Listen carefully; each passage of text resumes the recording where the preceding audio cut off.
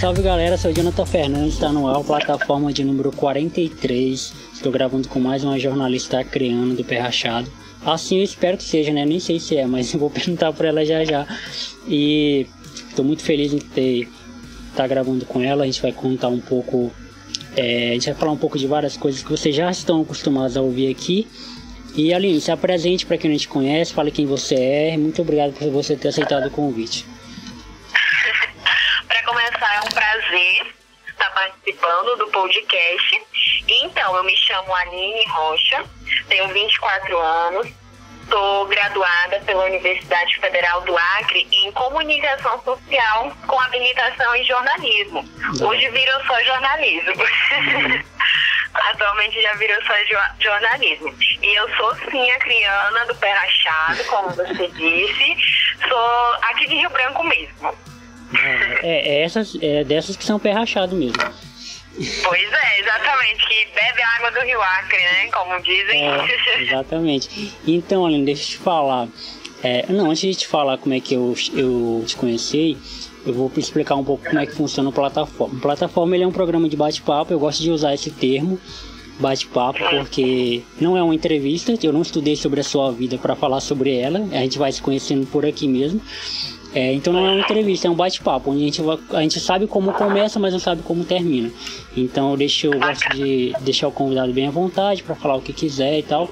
Já teve episódios que a gente começou a falar sobre a vida da pessoa e terminamos falando de culinária. E volta e meia isso acontece. E é isso, a plataforma é meio que isso. E eu lembro que eu não sabia da sua existência, antes de eu conhecer uma amiga que te conhecia, né? E ela tava vendo um stories, eu lembro desse dia que eu fui até dormir na casa dela. E ela falou, por que você não grava com a Aline? O nome dela é Aline também, por coincidência. Aí eu falei, poxa, que Aline? Ela tava mostrando uns status seus, né? Uns stories, na verdade, no Instagram. Aí eu falei, a repórter da TV Gazeta, você não conhece? Eu falei, nossa, não conheço. E ela quase que me bate, como assim você não conhece a Aline, não sei o que? Eu falei, não conheço a Aline. E aí ela me mostrou e tal, aí eu gostei muito, velho, gostei muito do seu jeito, né? Eu gosto muito de pessoas que são espontâneas, que são carismáticas. Aí eu falei, vou gravar com ela. E eu coloquei seu nome na lista de convidados aqui e ficou por aqui, congelado aqui. Até foi a hora que que eu se esbarrei lá no seu status. Eu só quero falar status, gente, mas é stories do Instagram. Enfim, vocês sabem o que é. E aí a gente se esbarrou lá e a gente começou a se falar. E foi mais ou menos assim que eu cheguei até você. Mas aí eu queria que você contasse um pouco de como é que foi quando eu gravo com jornalista, eu sempre gosto de fazer essa pergunta, porque as respostas sempre são diferentes umas das outras. O seu interesse por jornalismo, ele é de berço? Você sempre foi comunicador assim, ou você, durante a vida, percebeu isso?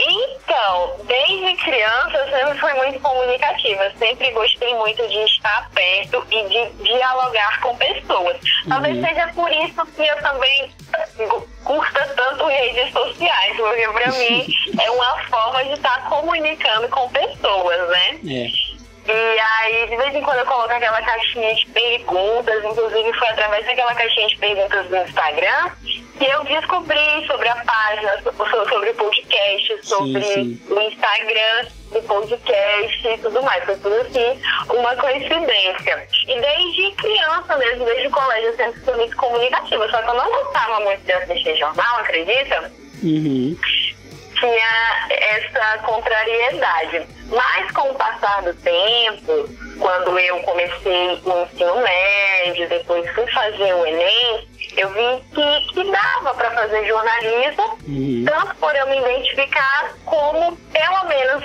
na época do Enem, pareceu para mim que tinha muitas oportunidades aqui no estado. E a minha ideia era cursar e já trabalhar, sabe? E graças a Deus pra mim deu certo. O que eu pensei realmente aconteceu. Sim. E foi assim que eu entrei no jornalismo, no curso e depois na TV local. Da hora. Cara, e legal, você tem 24 anos, é a minha idade também, então a gente vai se identificar muito com essa coisa de referências, eu acredito, né? Porque eu também sou um amante da comunicação, eu amo muito. Eu não vou falar só jornalismo, porque jornalismo é uma das áreas da comunicação, né? Mas eu sempre fui apaixonado por comunicação. Apesar de que na infância eu tive muita dificuldade para falar, simplesmente falar, sabe?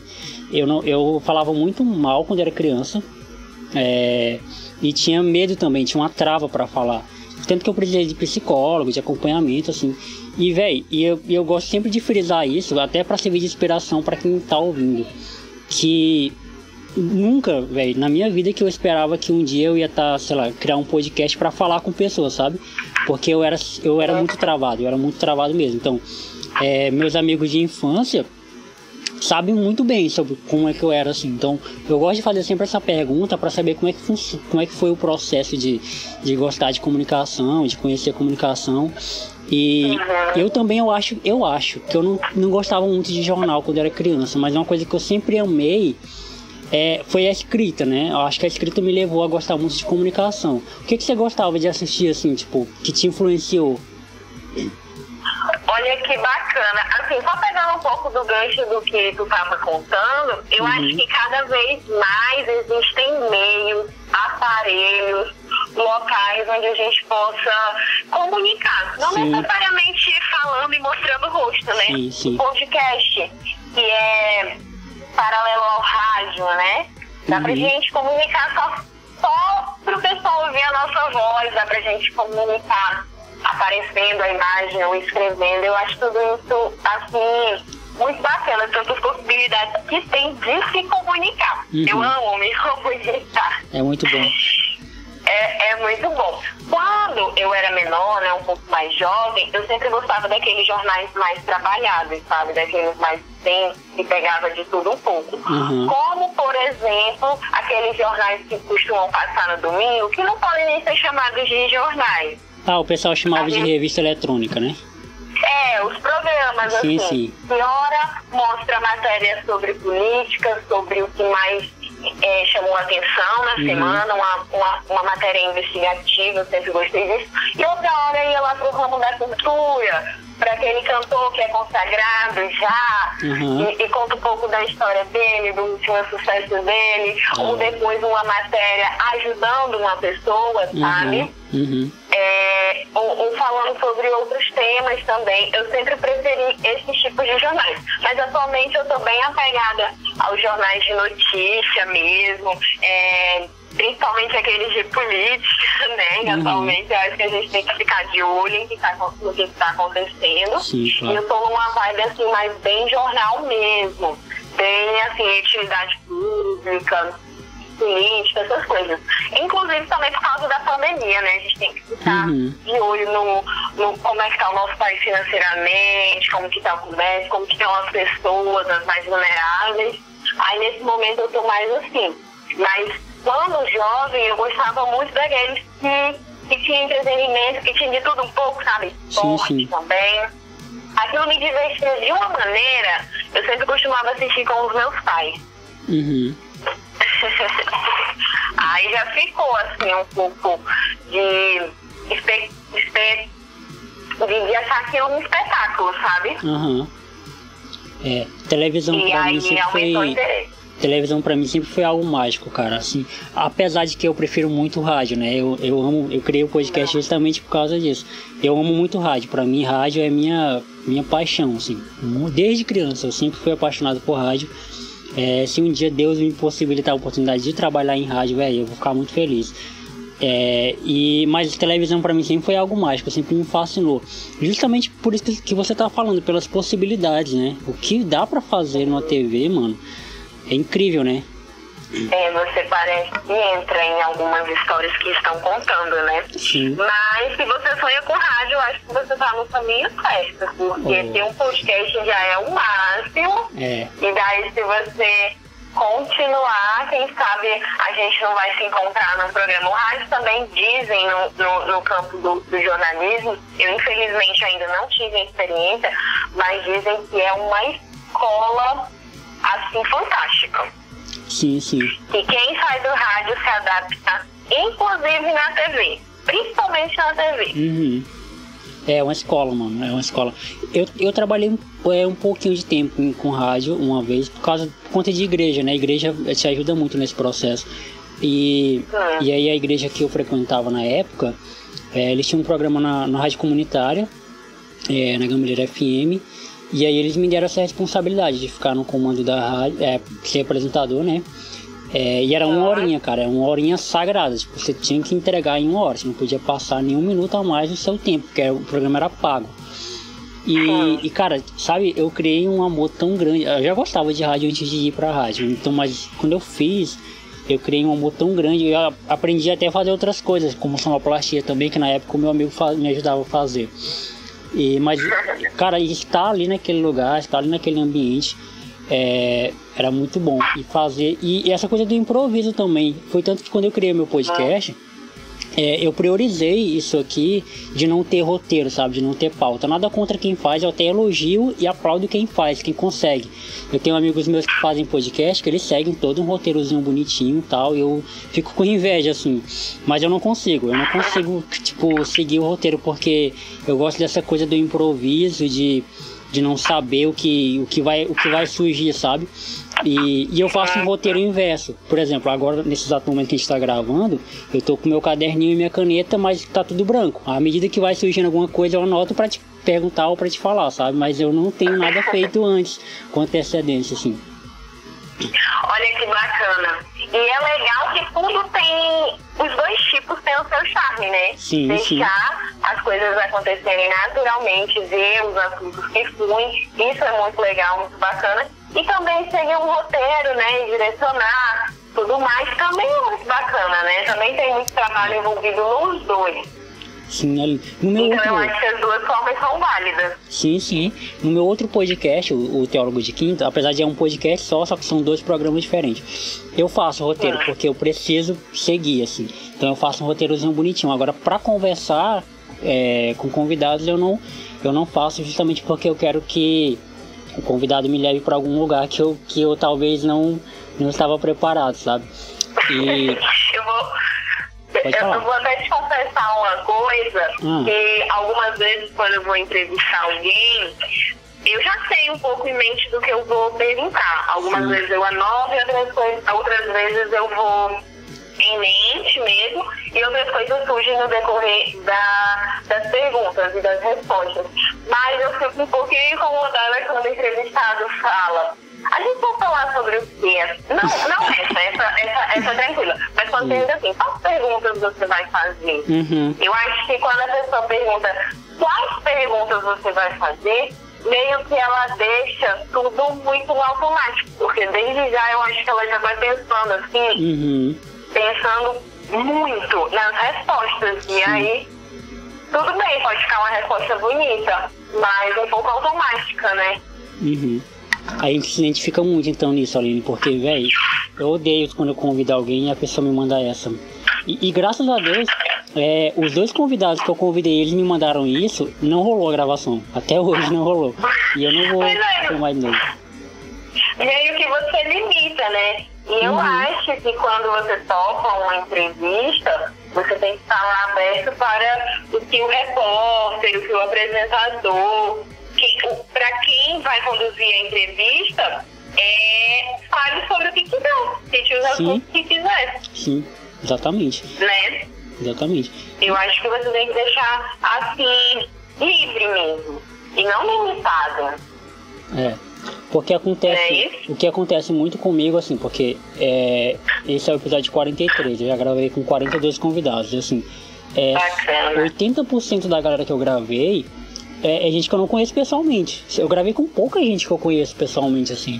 E até a galera que eu gravei, que eu conheço pessoalmente e tal, faz tempo que a gente não se esbarra, faz tempo que a gente não se vê. E aí você imagina, eu convido a pessoa aceita, beleza. Aí, e outra coisa também que é uma regra do meu podcast, é que eu só convido pessoas que eu gosto ou admiro, ou tenho alguma admiração por eles, sabe? Ou pelo trabalho deles. Eu já sinto especial, Aline. Eu não convido ninguém assim, tipo, pelo hype, sabe? Porque essa pessoa, se eu chamar ela pra gravar, ela vai me dar uma certa... Não, eu não penso nisso. É tanto que tem várias pessoas que eu já tive a oportunidade de gravar e eu não gravo.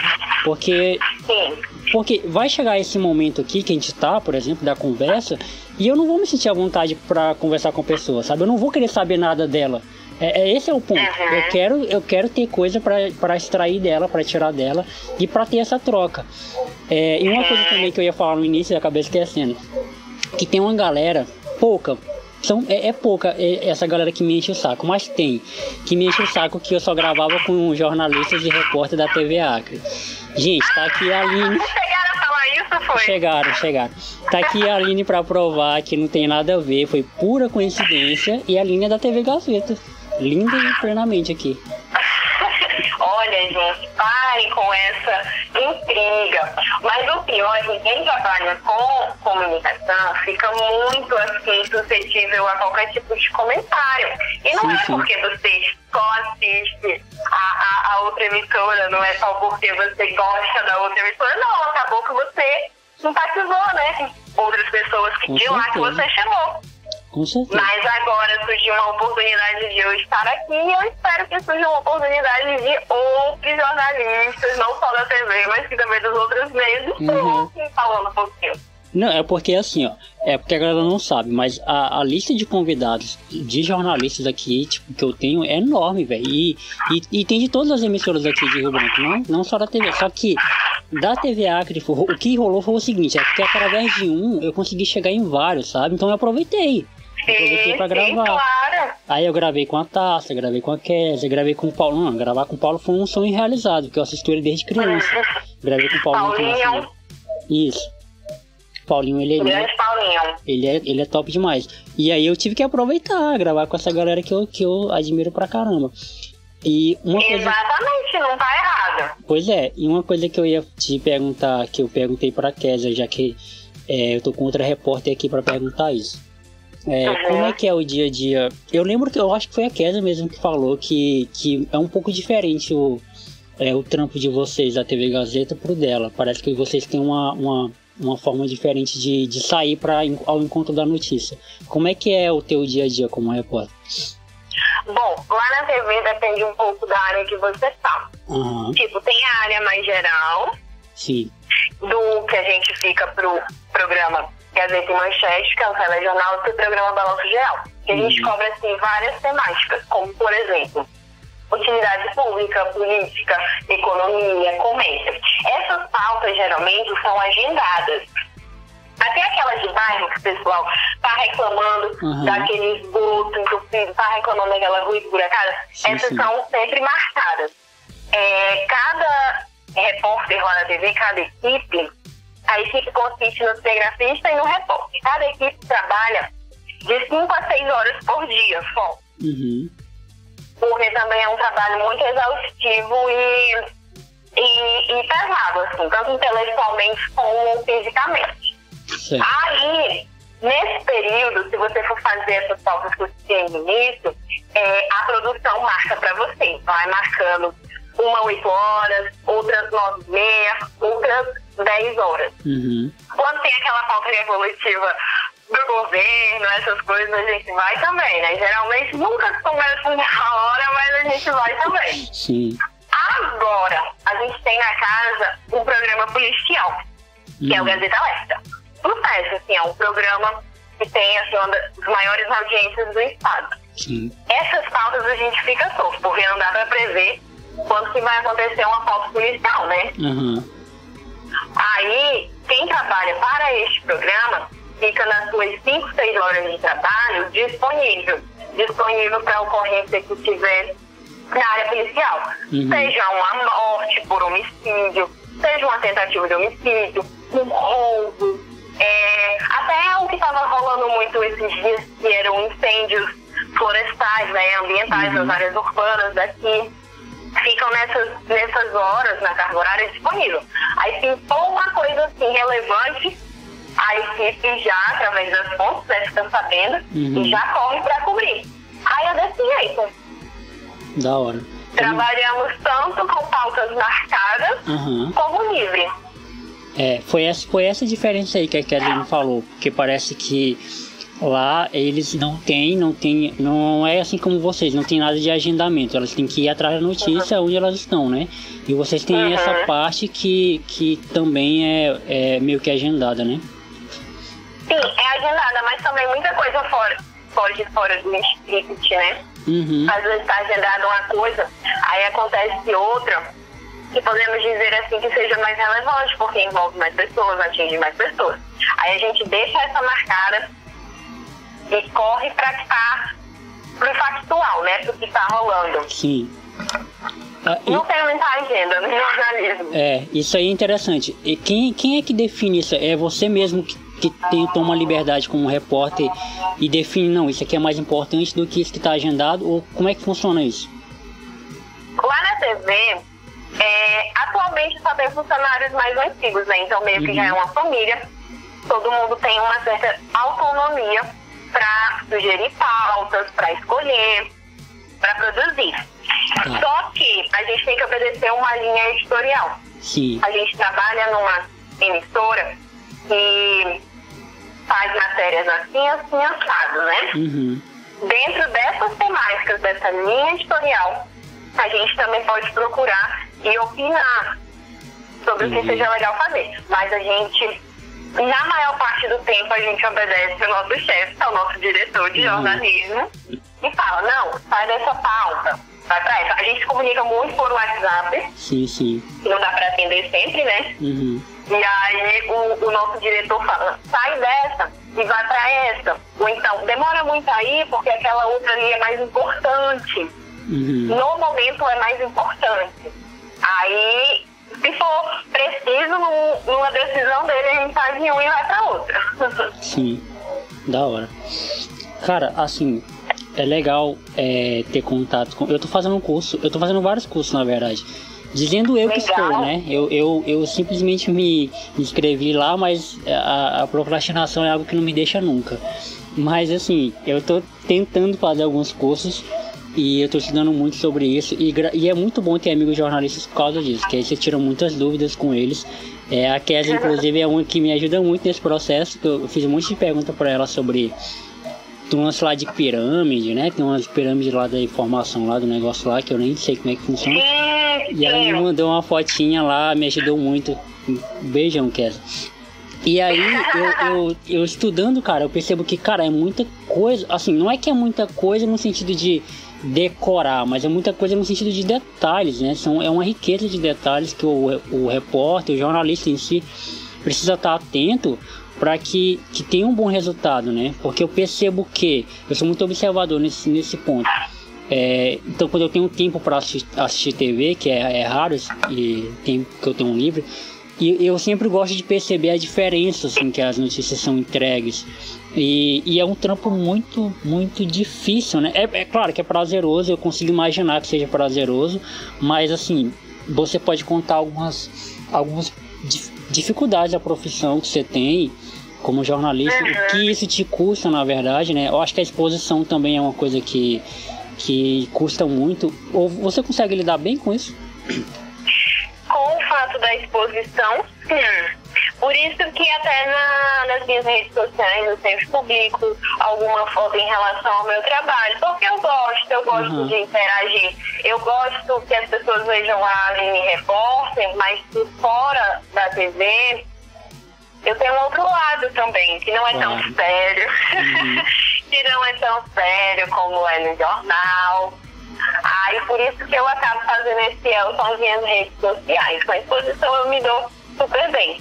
É claro que tem vezes que quando eu vou trabalhar de manhã bem cedo, eu tô bem com sono, aí vem uma pessoa cumprimentar, talvez eu não tenha uma das melhores caras, mas eu super gosto de receber esse carinho e essa interação que o pessoal tem com a gente. Gosto muito mesmo, sou muito grata por isso. E realmente são muitas formas de se trabalhar com o jornalismo e de como eu posso dizer, montar a sua forma de ser, né? Um repórter, um comunicador. Como você está estudando, né? Você viu que tem detalhes, que meio que expande a nossa cabeça, né?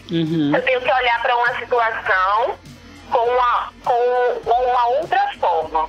Eu tenho que entender, interpretar aquilo ali de cabo a rabo e saber exatamente como eu vou explicar para o pessoal em geral de todas as classes sociais. Sim. Saber como eu vou explicar sem dar a minha opinião, explicando o fato nu e cru para as pessoas entenderem, assimilarem e então tirarem as suas próprias conclusões. Porque o jornalismo é assim, né? Na teoria, ele tem que ser imparcial. Então você tem que primeiro entender aquilo.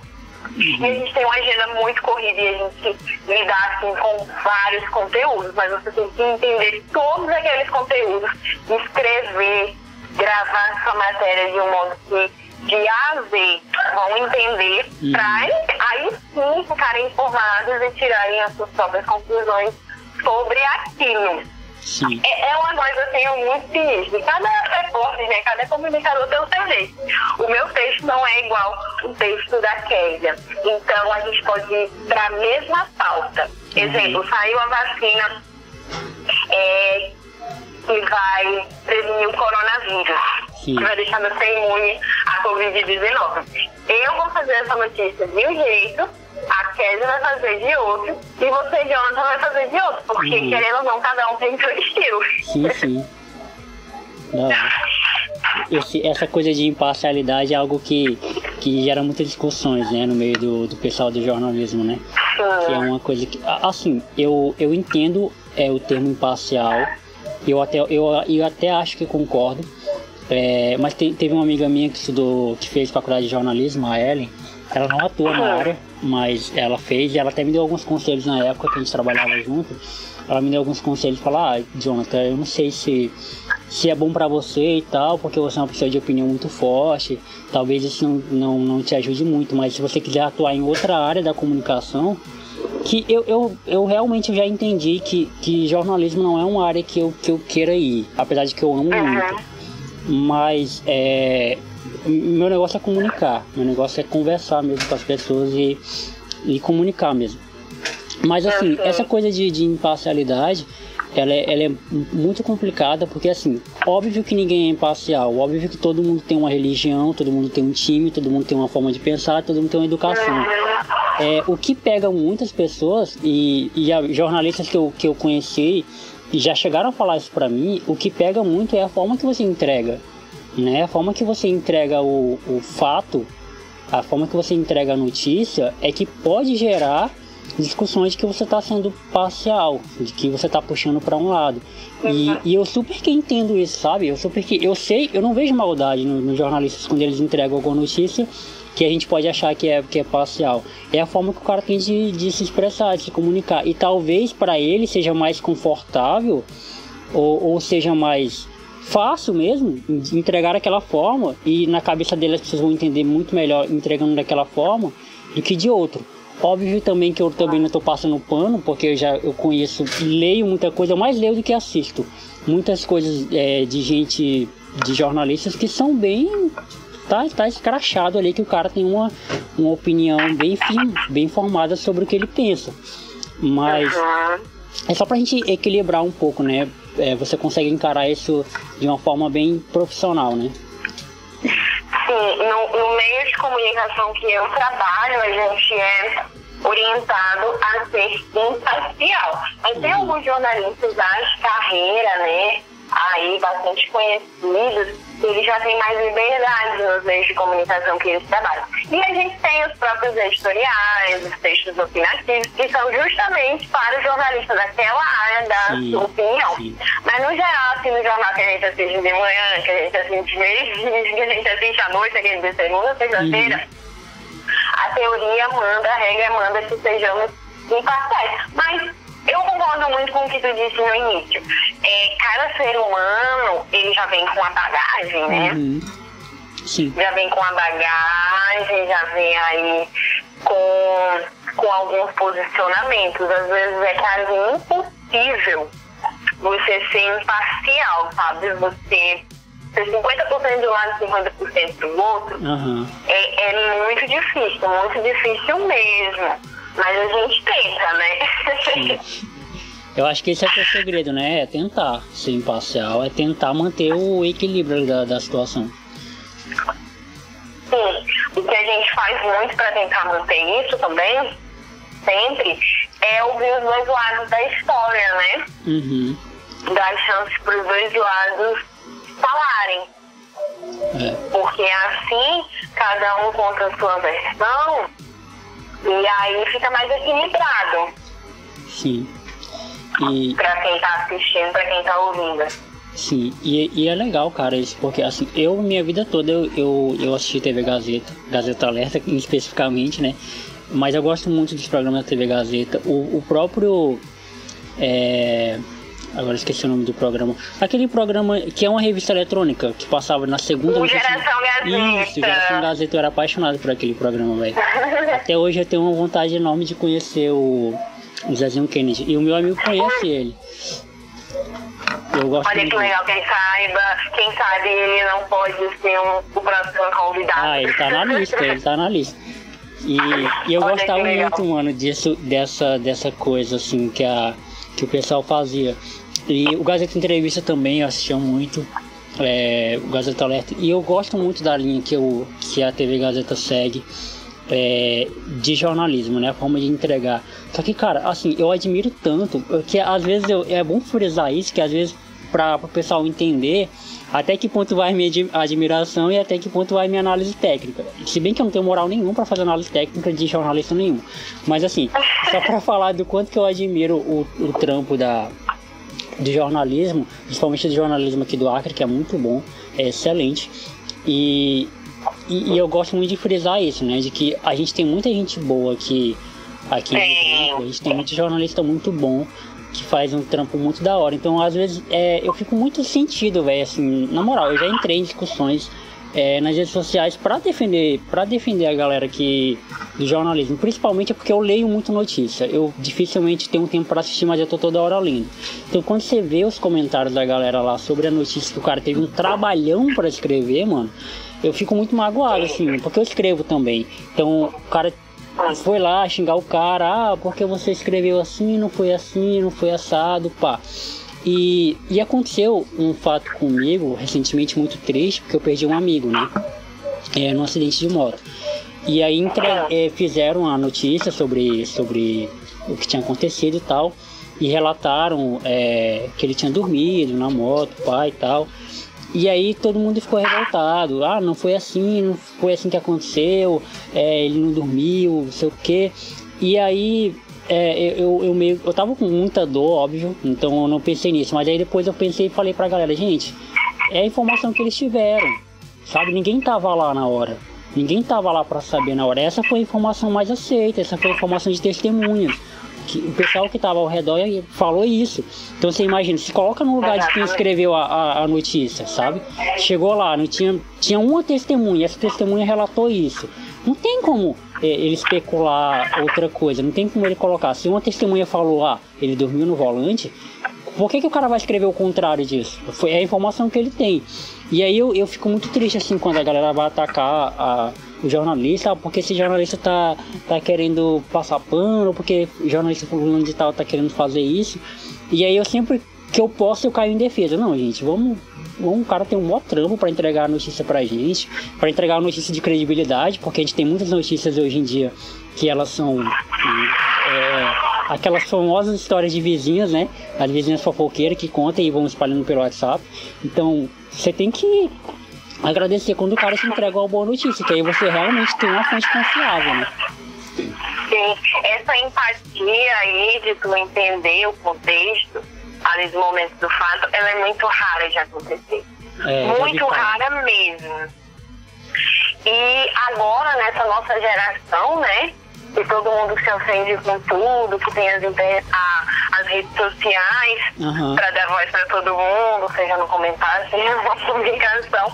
Aí as críticas, assim, fazem parte do dia a dia. Infelizmente, tem que ter assim, um pulso firme e também uma como que eu posso falar? Tem que ter força espiritualmente, para aguentar as críticas, a falta de compreensão, algumas vezes falta de respeito, porque as pessoas realmente não se colocam no seu lugar, não sabem o contexto, né? Pra gente dar ali o que acabou de acontecer, pra gente noticiar, a gente vai ter que falar o fato com as primeiras informações, porque não teve um laudo, ainda não teve uma perícia, ainda não teve uma investigação.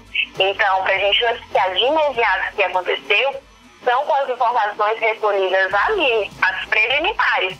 E eu acredito que os jornalistas citam, de acordo com testemunhas, as informações preliminares, ainda vai ter um laudo, ainda vai ter um relatório sobre o que de fato aconteceu.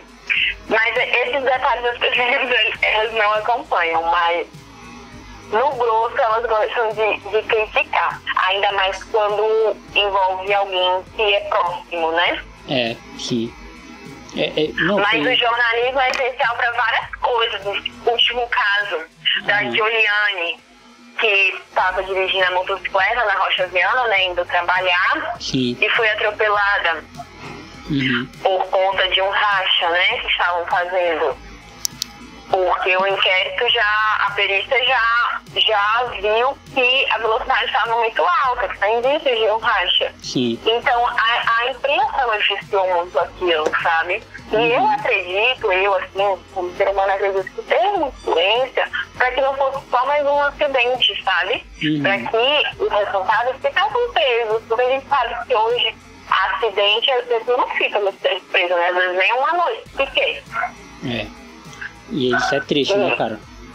Pois é, e aí eu acredito que a imprensa, ela tem muita responsabilidade, muita participação nas mudanças de algumas coisas, sabe? Sim, com certeza. Então eu acho que falta só um pouquinho mais de compreensão, de empatia, de compreender o trabalho dos jornalistas. Às vezes é chato ter alguém ali e você acabou de perder um ente querido, que Deus me livre, né? E assim, né, de uma forma trágica, e aí tem alguém lá querendo saber o que aconteceu. Pode ser um pouco incômodo, sim, eu compreendo, mas é porque o trabalho existe e alguém tem que fazer o trabalho, e somos nós. Eu penso assim também. Pois é, então acho que falta um pouquinho de empatia. As pessoas gostam tanto de assistir TV, gostam tanto de ficar informada. Não sei por que quando vai assim pra prática mesmo, elas mudam um pouco. Se incomodam, né? Eu acho que a geração atual tá muito de criticar, muito de falar tudo que quer, tudo que pensa, e não é bem assim, né? Eu acho que tem que ter muito respeito e tem que exercitar a empatia, assim, para todas as profissões. Sim.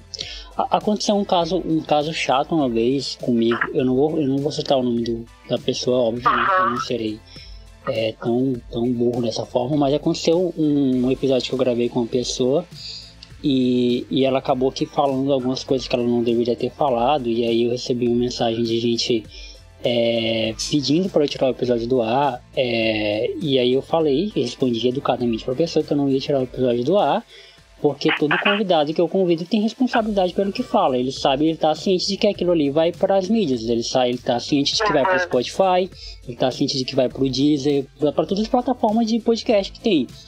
Ele tá ciente disso, ele não gravou comigo sem ter essa ciência. Teve um outro caso que aconteceu, que eu entendi o lado da pessoa e tirei, mas aí depois eu consegui editar algumas partes e coloquei no ar. E aí nesse caso, quando aconteceu isso, o fulano meio que entendeu, né, o meu lado, entendeu que eu não tava fazendo aquilo ali por maldade, e que agora minha irmãzinha tá chorando. É isso aí mesmo, vai sair isso aí mesmo. E aí eu falei pra ela, minha irmãzinha de 1 ano e 7 meses. Tá. Aí ela, o que eu ia falar? Tá. E aí eu expliquei pra pessoa, né, que não tem como, porque é um trabalhão fazer isso. Então o episódio saiu muito bom, mesmo que o episódio não tivesse saído bom, mas mesmo assim dá um trampo, é um trabalhão fazer isso, convidar a pessoa e gravar com a pessoa. E aí eu falei que eu não ia tirar. E esse caso, foram só essas 2 vezes que aconteceu isso comigo. Mas assim, eu tenho muita responsabilidade sobre o que eu produzo, sabe? Muita responsabilidade mesmo.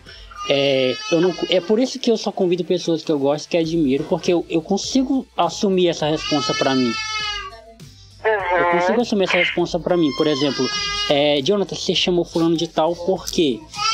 E aí eu respondo, eu chamei fulano de tal porque eu gosto da pessoa e confio na pessoa, sabe? São os seus critérios, né?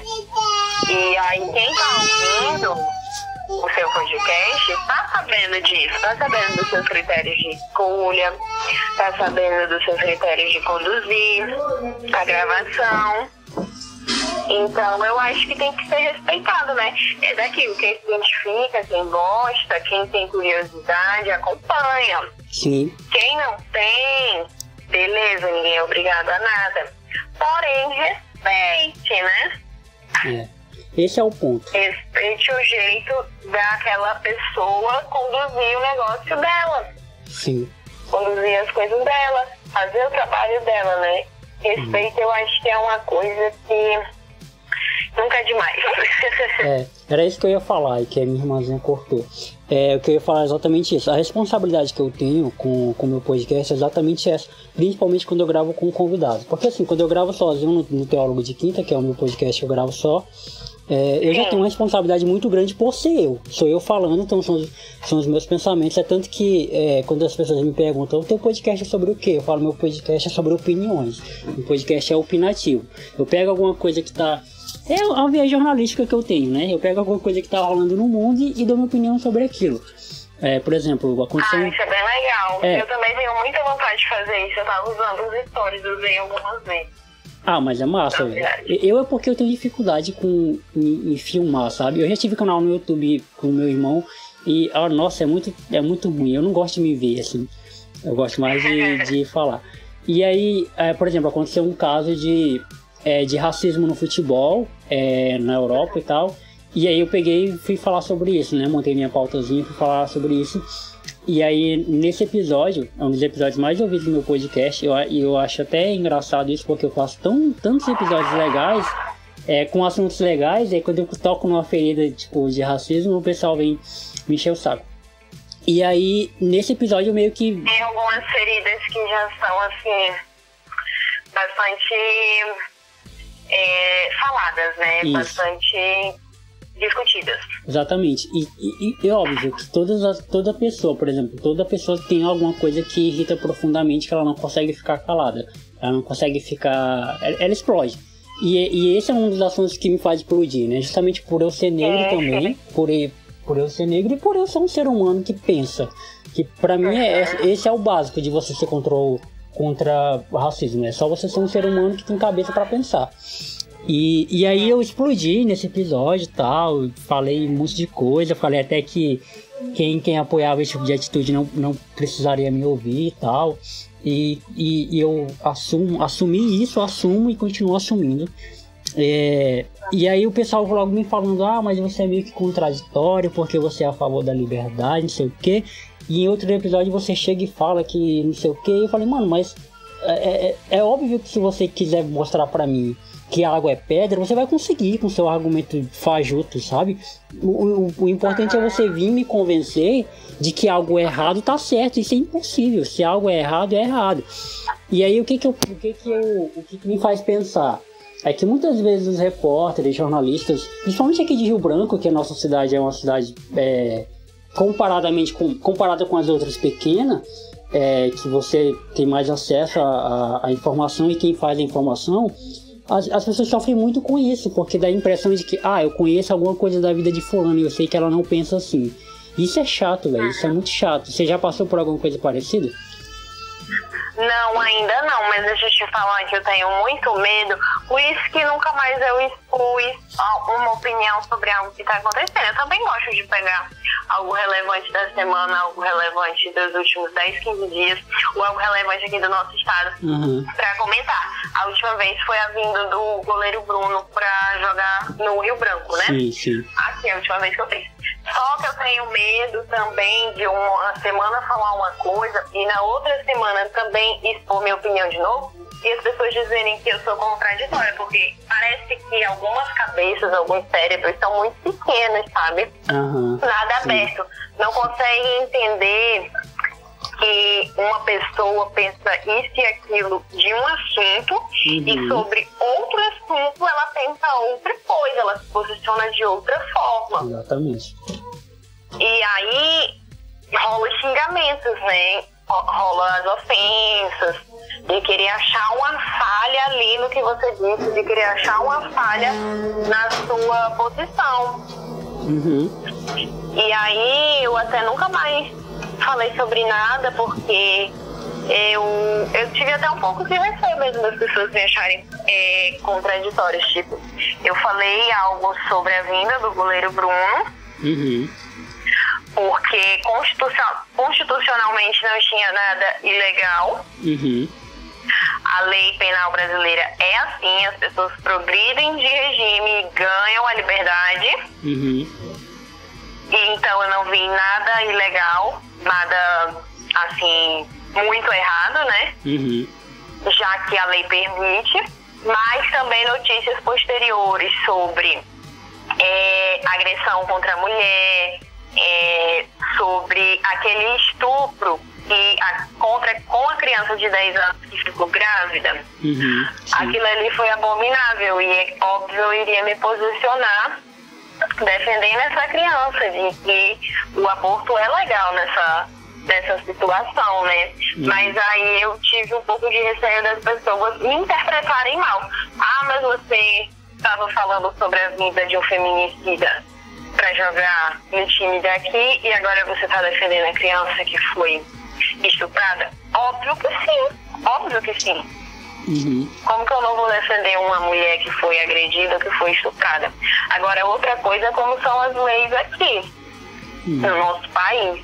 Mas, assim, talvez as pessoas não tenham muita dimensão sobre os vários assuntos e sobre as várias opiniões que uma única pessoa pode ter. Parece que a gente tem que estar sempre limitado.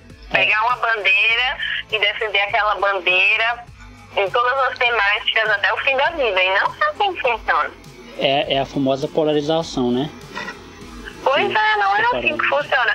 Aí entra de novo a empatia, que está em falta, e o respeito, né? Sim. Apesar da rede social ser nossa, né? E da gente poder publicar o que quiser, as pessoas, obviamente, né, se sentem na liberdade de falarem o que quiserem, de responderem o que quiserem, de comentarem o que quiserem. E aí é até um pouco desgastante, né, tentar ficar se explicando para pessoas que vivem dentro de uma caixinha ou têm, assim, um pensamento muito fechado. Nunca vão entender. Eu particularmente não tenho paciência. Eu ignoro total. Eu ainda não consigo ignorar, mas um dia, quem sabe, eu aprendo. Você vai aprender. Mano, você vai ver que é o êxtase da vida, quando você aprende a ignorar. Ignorar, né? Quem não quer, tem gente que até quer entender e topa te escutar, mas tem gente que não, que insiste em dizer que você tá errado. Eu acho que foi exatamente isso que eu aprendi, porque assim, quando eu percebo que a pessoa está disposta a me ouvir, que ela só tá confusa e ela quer entender melhor, eu tenho um prazer enorme de perder 2, 3, 4, 5 horas, um dia inteiro conversando com essa pessoa, porque eu sei, é perceptível que ela tá aberta pra poder entender a parada. Agora, quando eu percebo que a pessoa tá com desdém, mano, ironia é algo que eu odeio, é algo que eu não aturo nem do meu chefe, sabe? Ironia é algo que eu sinceramente abomino. Então a pessoa vem com ironia pra mim, vem com risadinha de deboche, aí eu já, mano, então lá onde eu trabalho acontece muito esse tipo de coisa, porque a gente tá toda hora se conhecendo. Então quando a gente conhece alguma pessoa assim, a gente, óbvio, quer conhecer, quer saber o que a pessoa faz, o que a pessoa gosta, né? E a pessoa vem perguntar alguma opinião minha e eu falo, aí a pessoa, e aí vem esse ponto que você falou, a pessoa lacra como se fosse, você é isso. E não é, cara, nenhum ser humano é algo fechado, todos nós estamos abertos a pensar diferente, a mudar e a pensar determinado fato de acordo que determinado fato acontece. Nenhum fato vai ser a mesma coisa para todos, né? Não existe essa coisa de que fulano errou e outro fulano errou, são iguais. Não são iguais, são seres humanos diferentes, contextos diferentes, olhares diferentes, né? Exatamente, é isso que eu penso. também, né? Quem sabe um dia eu perco de novo esse receio que eu tenho das pessoas não entenderem o que eu tô falando. Agora deixa eu tirar umas curiosidades contigo. Manda. Aproveitando também, né, que eu sou repórter, eu gosto de perguntar. Onde que tu trabalha? Tu trabalha em algum lugar que sempre conhece pessoas? Eu trabalhei durante 2 anos, foi meu primeiro emprego. 2 anos e 4 meses lá na Lick, que era Contax, né? Contax/Lick. Que também tem muita coisa a ver com comunicação, né? Que é telemarketing. Eu passo o dia falando. E aí eu passei o ano de 2019 inteiro desempregado, só fazendo podcast. E aí agora em 2020, logo no início da pandemia, quando aqui em Rio Branco tinha acabado de chegar, o pessoal o ônibus parou, enfim, as coisas começaram a parar, eu voltei pra lá novamente. Acho que foi em meados de abril. Eu voltei pra lá. Pra onde? Pra Lick, pra Contax. Ah, tá, sim. Lá deu muita oportunidade de emprego, né? Para as pessoas nesse período de pandemia. Demais. Quando se pensava que não ia ter nada assim, mas assim, a pandemia foi boa em alguns aspectos, porque a criatividade ficou à flor da pele das pessoas. Teve tanto que deu oportunidade, né, graças a Deus, como essa empresa. Sim. E também muitas pessoas usaram a criatividade, estão aí com seus negócios próprios, se reinventaram. E eu acho que mesmo quando acabar a pandemia, essas pessoas que mudaram de vida irão seguir nesses novos caminhos. Sim, com certeza. É porque, cara, meio que nos obrigou a pensar outras formas, né? Formas diferentes de trabalhar, de viver. E uma coisa que eu acho legal também, que eu vejo pouca gente falando, é que a pandemia ensinou pra gente também não, claro, pra quem quer aprender, né? Porque tem gente que pode dar 20 pandemia aí e não vai aprender nunca. Mas pra quem quer aprender, ensinou a gente a como a gente olha pro outro, né? Aí, como a gente... por exemplo, lá na empresa que eu trabalho, eu tenho muitas críticas para fazer sobre ela e eu já fiz, até no podcast mesmo eu já fiz, mas também tenho muitos elogios, muita coisa legal eu extraio de lá. E uma coisa que eu percebi nessa minha volta para lá é que eles estão mais humanos, eles estão mais humanizados, sabe? Eles estão olhando pra gente não só como funcionários, agora eles estão olhando pra gente como alguém que está ajudando a sociedade, né? Porque o nosso serviço, ele é um dos que não pôde parar, né? Porque é essencial. Telemarketing. Porque o pessoal tava tudo em casa, então tinha que resolver as coisas ligando. E aí eu percebi muito, o gerente lá ainda é o mesmo, então ele já me conhecia. E eu tive a oportunidade de trocar ideia com ele, de conversar com ele.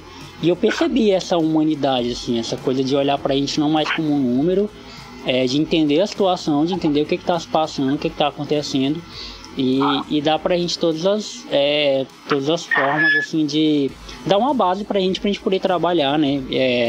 A gente tá respeitando até agora o distanciamento social lá a gente tá em um certo distanciamento um do outro, máscaras, não pode entrar lá sem máscara, álcool em gel, enfim, tudo isso. E pra mim foi muito bom. Foi bom no sentido financeiro, né? Porque eu tava desempregado, precisando muito trabalhar. E bom também por perceber que eles evoluíram nesse sentido. Ai, que bom. Eu acho que as empresas, principalmente as maiores, elas têm que ter essa pegada e esse cunho social também. Sim. Saber que, em primeiro lugar, antes de oferecer serviço para pessoas, você trabalha com pessoas, né? Então é importante ter essa consciência. Exatamente, foi isso que eu percebi muito lá na minha volta. E é o que eu gosto muito de trabalhar lá, sempre gostei.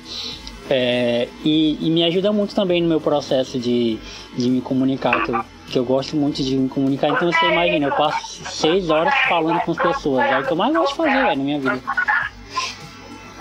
Sim. Eu acho que tem que ter essa preocupação mesmo, esse cuidado. E eu espero que algumas, como essa, né, que você está trabalhando, tenham aprendido algo com esse ano de 2020, né? Falando nisso, foi bem diferente. Falando em 2020, falando em pandemia, como é que foi pra você esse processo, tipo, não só no trabalho, como repórter, mas também na sua vida mesmo. Você teve que mudar muita coisa, para você foi de boa? Você tirou de letra? Na verdade, graças a Deus, eu posso dizer que eu fui muito de boa, muito tranquilo, quando comparado, né, com tantas pessoas que tiveram a vida aí mudada completamente, né? Eu não posso reclamar em nada da pandemia, graças a Deus. Sim. Aqui em casa ninguém foi infectado pelo coronavírus. O meu trabalho também respeitou o distanciamento, a nossa carga horária foi reduzida. Mas o salário, assim, não faltou, né, pra gente quitar as nossas obrigações, então eu fiquei bem tranquila. E aí, mais assim, no quesito pessoal, repensei muita coisa na minha vida, revi alguns projetos, pensei no que eu quero pro momento, né, tenho 24... Pensei aí no que eu posso ter de novas aptidões, e aí tirei umas conclusões que ainda tá um pouco cedo pra falar, mas tirei aí umas conclusões, tracei aí uns novos objetivos e tô tentando caminhar em busca deles. Tô naquela fase de caminhada. Da hora, essa fase é boa, né?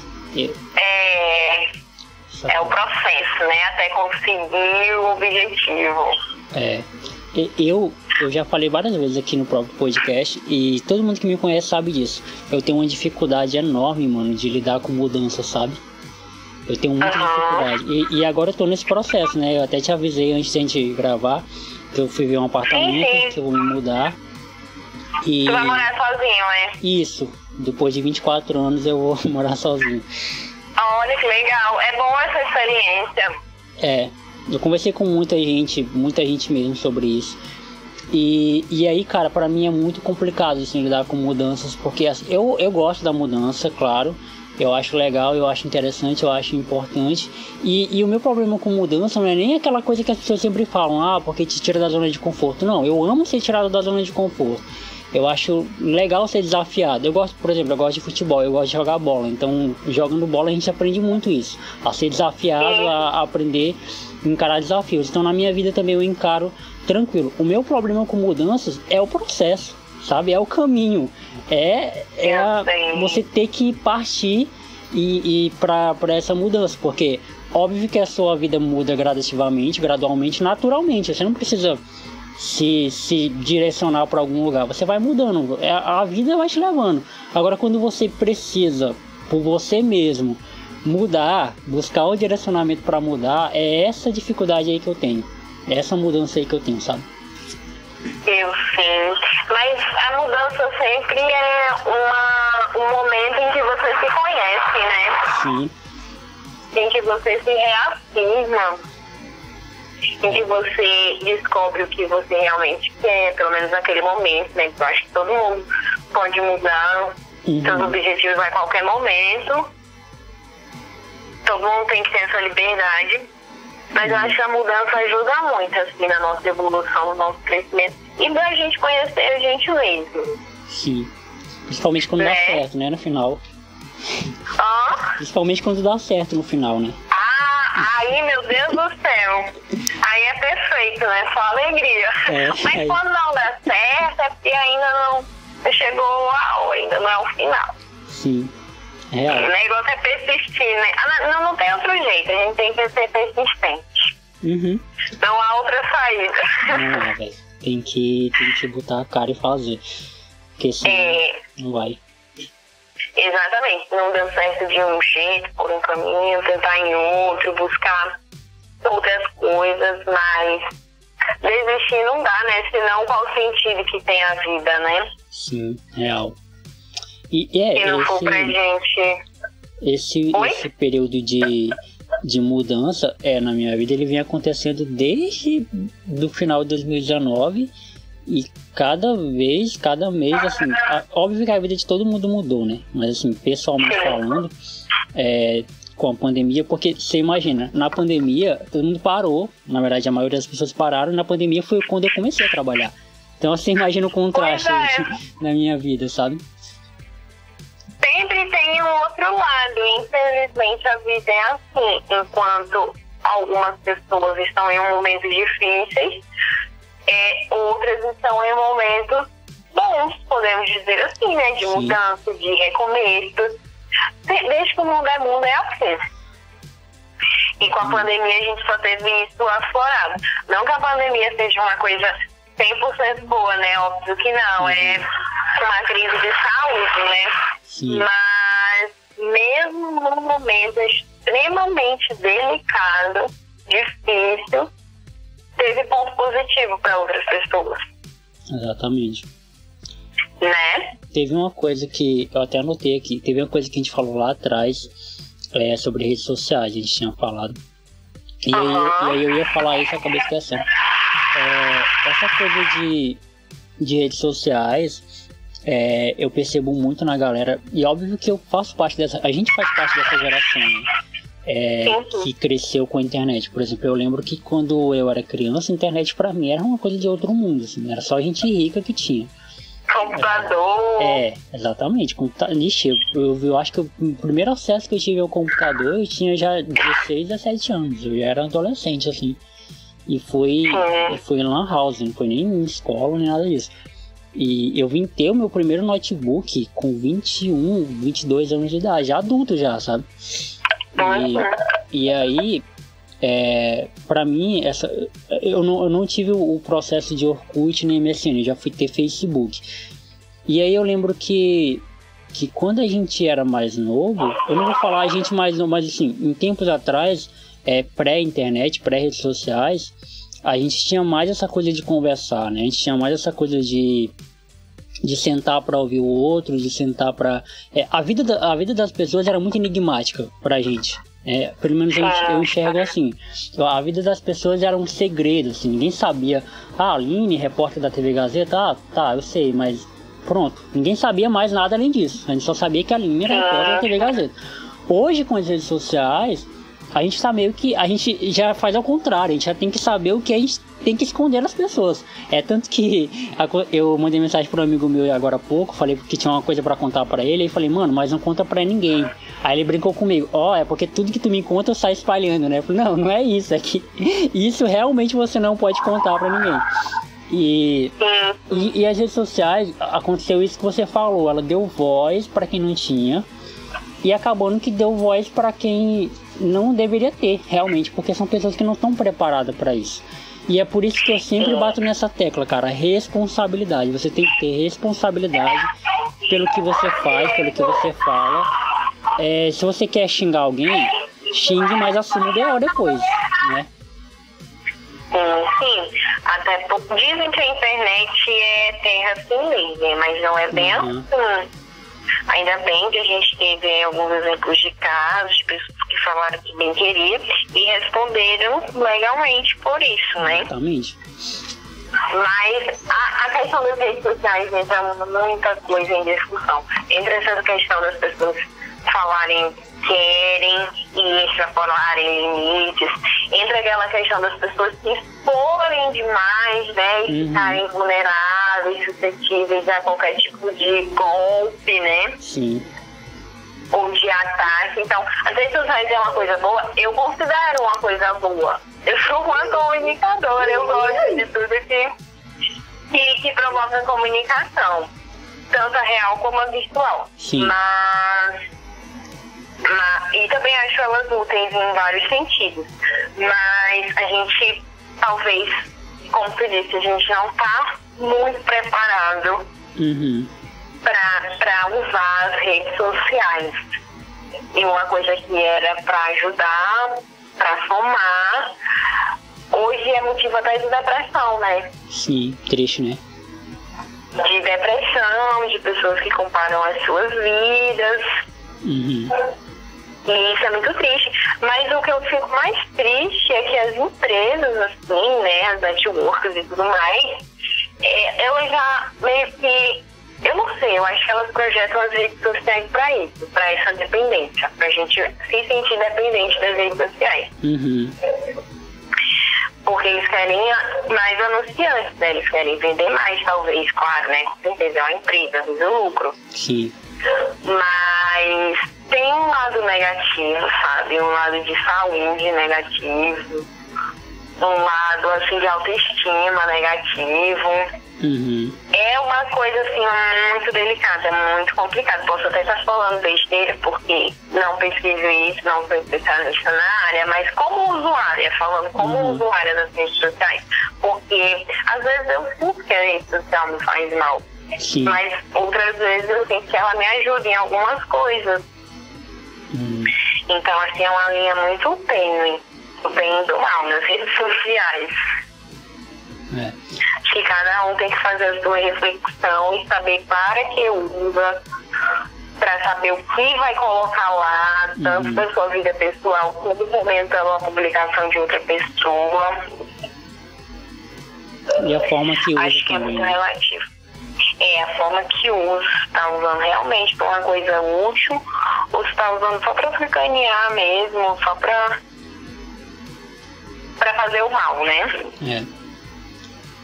É esse sentido do que a internet fez. Deu voz, deu oportunidade, lugar de fala, né? Para pessoas que não tinham. E assim, se uma pessoa já era ruim antes da internet, ela não vai mudar por causa da internet, ela vai continuar sendo ruim, então ela vai continuar sendo preconceituosa na internet, ela vai continuar. É agora que ela vai ser mesmo, porque ela tem uma oportunidade, ela tem um lugar, ela tem um perfil, né, para poder xingar as pessoas. Então é por isso que eu sempre falo, cara, você tem que ter responsabilidade sobre o que você fala, sobre o que você faz, não só nas redes sociais. A gente já tem essa responsabilidade como cidadão, mas nas redes sociais mais ainda, porque a gente acaba aqui cometendo muitos erros e às vezes até magoando as pessoas por conta da nossa irresponsabilidade ou da nossa falta de respeito mesmo que nós temos com as pessoas. E assim, a internet ela é uma bênção pra mim, porque eu acho que é porque eu sei usar ela, porque ela me deu muita coisa que talvez eu não teria mesmo como fazer. O próprio podcast é um exemplo disso, sabe? Como que eu ia chegar até você, por exemplo? Nunca, velho. Que eu ia estar conversando com você se não fosse o podcast. Eu poderia, trocar uma ideia contigo ali pelo Instagram, tal, mas ia morrer e pronto. A gente não ia ter nada gravado para poder mostrar para as pessoas depois. E o podcast me deu a oportunidade de conhecer muita gente incrível, gente que de outro. Eu converso com gente de Portugal hoje através da internet que ouve meu podcast. Eu acho isso incrível, velho. Isso é muito incrível, conectar a pessoa, sabe? Mas aí tem um lado negativo. Né? Em curtas distâncias, e também promove debates, né? Sim. Quantos protestos não começaram nas redes sociais, né? E também luta por causas, né? Como o racismo, contra o feminicídio, contra os grupos que historicamente já sofrem algum tipo, né, de preconceito ou vulnerabilidade. Sim. Desde muito tempo, infelizmente. E as redes sociais trouxeram isso para a geração atual, trouxeram essa discussão, né? Realmente tem um lado muito, muito, muito positivo. Até para quem tem um negócio, para quem tem uma empresa, a rede social foi um local de trabalhar agora na pandemia, né? De divulgar o seu delivery, de divulgar o seu produto. Os aplicativos, meu Deus, de entrega. O que seria da gente sem os motoboys que trabalharam? Sim. E eles aceitavam as corridas, os pedidos pela internet, né? Pelos aplicativos. Então, eu acho que talvez, apesar, né, da linha ser muito tênue, como eu falei, mas eu acho que a gente é a geração mais beneficiada pela internet. Nesse ponto, sim. Né? Nesse ponto nós somos. Pela tecnologia. Imagina se a gente passasse por essa pandemia sem internet. Meu Deus. Ia ser mais difícil o negócio, difícil, né? muito mais, velho. Eu não gosto nem de pensar. E aí seria um isolamento total. Total mesmo. É legal o isolamento total numa fazenda, num sítio, num negócio assim, né? Mas na vida real, assim... Deus me livre. O bicho pega. Então é isso, Aline. A gente tá com quanto tempo? 1 hora? 1h08, legal. 1h e quanto? 1h08, 1h09. Legal, bacana, O tempo Jonathan. passa voando. Cara, foi muito legal trocar ideia contigo. Eu acho muito legal também o que acontece tipo, no início a gente começa a conversar sem ter muita noção do que vai rolar. E no final, mas com aquela expectativa de que vai ser um papo bom. E no final o papo foi bom demais, você fica leve. E espero que você também tenha gostado, né? E aí a gente fica mais feliz. Pô, eu acertei no convidado. Eu não... Você acredita, velho? Nesses 43 episódios só teve uma pessoa que o papo não fluiu. Tipo, e realmente porque a menina realmente ela é o jeito dela, a personalidade dela é essa, sabe? Mas o resto tudo foi legal. Sério? Então só... Peraí, eu não entendi, repete. De 43 convidados que rolou até agora, só teve um que o papo não fluiu, que travou. Que eu tive entendi. Eu tive que dar uma de repórter, de jornalista, sabe? De elaborar uma pauta. Ficar instigando lá. E fazer perguntas nada a ver, mano. Sei. Nada a ver. Eu tive que fazer perguntas assim... mas e aí, olha a pergunta que eu fiz pra pessoa.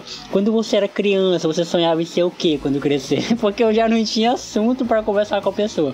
A pessoa só respondia sim, não, só. Foi horrível. Mas nesse mundo de comunicação, a gente tá suscetível a passar por isso. Exatamente. Mas que tenha ficado a deixa, né? Quem sabe pra ela, não sei se ela era tímida, né? Essa pessoa. Ela é tímida, né? Eu entendi. Pois é, né? Sempre tem um motivo por trás. Mas quem sabe aí numa próxima tu já consiga arrancar mais assuntos dela, né? Com certeza. Eu quero te agradecer muito, Aline, por você ter aceitado o convite, pelo espaço que você me deu aqui pra gente trocar ideia. E esse espaço é seu agora pra você falar o que você quiser, pra você mandar beijo pra mãe, beijo pro pai e ficar à vontade. Tu falou agora da mãe, eu achei engraçado que minha mãe, hoje é dia 12, né, 12 de outubro, minha mãe postou uma foto minha quando eu era criança, comemorando o Dia das Crianças. Da hora. E aí eu quero te dizer também que pra mim foi um prazer participar do seu podcast genuinamente acriano, totalmente livre, super à vontade. Isso aqui tá sendo pra mim, essa gravação, tá sendo como um bate-papo, como realmente acabando de conhecer você, né? Sim. Um bate-papo na rua, no encontro aí casual. E eu acho que eu falo assim mesmo com as pessoas que eu tô conhecendo agora. Da hora. Com as pessoas que eu tô iniciando uma amizade, eu falo assim mesmo. Esse foi meu primeiro podcast, olha só, que legal. Eu sempre gostei de escutar, mas eu ainda não tinha participado, né? Nunca achei que eu fosse uma pessoa que um dia seria convidada um podcast. Mas estou muito feliz, lisonjeada mesmo. Te desejo boa sorte na caminhada, tanto no seu emprego, na empresa, como também nesses seus sonhos de comunicação, no seu projeto do podcast e nos outros que ainda virão à sua cabeça, que você tenha sempre energia, disposição e força para lutar por eles e para realizá-los. Amém, recebo tudo isso aí. Pois é, aqui a gente sabe um pouquinho que a luta é difícil no ramo da comunicação, mas não desista, tudo que a gente tem no coração, tem em mente, é porque é possível realizar. Sim. Então, muito obrigada, Jonathan. Foi um prazer conhecer você através do podcast e conversar um pouquinho. Da hora, Aline. Tamo junto. Até a próxima e vamos falando aí futuramente. Sim. Vamos nos falando no WhatsApp, no Instagram. Todos os meios aí. E se me encontrar pessoalmente e me reconhecer de máscara, venha falar comigo. Da hora, beleza. Tá bom? Abraço. Então, fechou. Um abraço.